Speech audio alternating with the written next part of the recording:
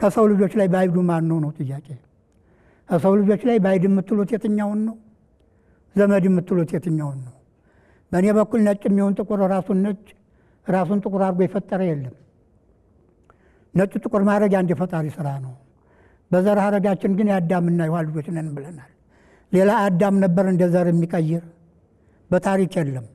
ተለለ ባይድነቱ ቤት አልፎ ገባ። የአንድ አባት የአንድ እናት ልጆች አይደለም። ታመህ እኮ ነው። ባይድና ዘመድ መለየት ያቃተህ ታመህ ነው። ብታውቅ ከ7 ትውልድ በኋላ ባይድ ነው ይሉኛል። አሁንም አልገባኝም። 7 ትውልድ ከደረሳችሁ በኋላ ባይድ ትፈጥራላችሁ ያለው ማን ነው ጥያቄ። 7 ትውልድ ከደረሳችሁ በኋላ የምትፈጥሩት ባይድ ይሆናል ያለው ማን ነው? ባይድነትን እንፈጥራለን። ባይድነት ጥላቻ ጠብን፣ ሰውን ሰው እንዳወረ እየፈራው የሚሄደው እኛም ምን ስለሆነው እህቴ ወንድሜ ብለን ብንኖር ኖሮ ልዩነት ባልሰፋ ነበር።